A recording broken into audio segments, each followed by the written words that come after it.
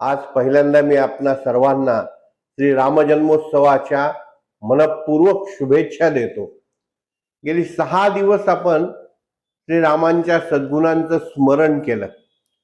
त्यामध्ये एक विषय थोडाफार राहून गेला असं वाटलं म्हणून मी आज तो घेतोय। तो म्हणजे श्रीरामाचे त्यांच्या नातेवाईकाशी असलेले संबंध आणि त्या संबंधातनं त्यांनी निर्माण केलेली स्वतःची विश्वासार्हता आणि निर्माण केलेले आदर्श।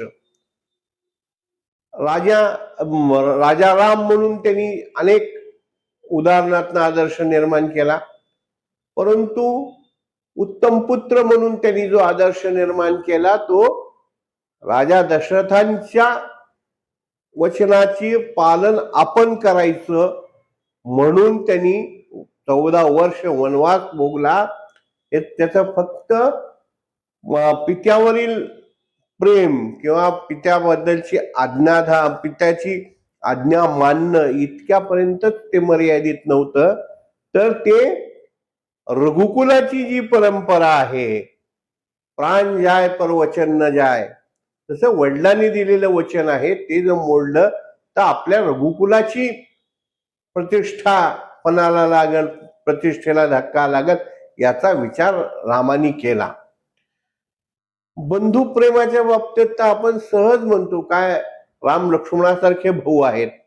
त्याचं कारण असं आहे, रामाची आणि लक्ष्मणाचं बंधुप्रेम जेवढं होतं तेवढं त्यांची घट्ट मैत्री होती, हे लक्षात घेतलं पाहिजे। आणि भरतावर तर त्यांचाही पूर्ण विश्वास ठेवला। भरतावरचा विश्वास हा राजकीय क्षेत्रामध्ये लोक म्हणतात ना की कसा विश्वास ठेवावा, तर रामासारखा विश्वास ठेवावा। रामाने जसा विश्वास ठेवला तसा ठेवावा। आणि भरतानीही रामाच्या पादुका ठेवून राज्य केलं, हे सगळ्यात महत्वाचं आहे। म्हणजे निष्ठा कशा असाव्यात, ठीक आहे अन्य कारणामुळे मी राजा झालो आहे, पण हे तुमचं आहे, हे माझं नाही, याचे भरतानी सुद्धा एक मोठा आदर्श आपल्याला घालून दिलेला आहे। आणि ह्या सगळ्या ह्याच्यामध्ये ते आदर्श पती होते, आदर्श पुत्र होते, हेही पाहिलं।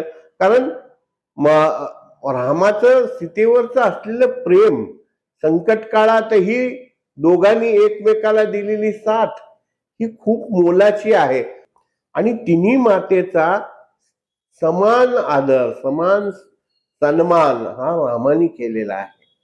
त्यामुळे हे सगळे व्यक्तिगत नातेसंबंध जपत असताना रामाने राजा म्हणून, एक समाजकर्ता म्हणून जे नातं निर्माण केलं ते शबरीशी केलं, हे कधीही विसरता येणार नाही।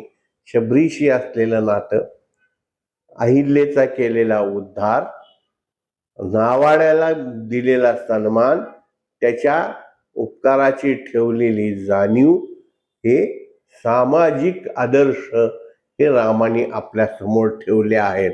त्यातले किती आपल्याला घेता येतील, त्यातल्या किती प्रमाणात आपण आपल्या आयुष्यात आणू, आपल्या समाज जीवनात त्याचा आपण वापर करू, हे सगळं आपल्यावर आहे। रामाने ते आपल्या समोर ठेवलेलं आहे, इतकंच। जय श्रीराम।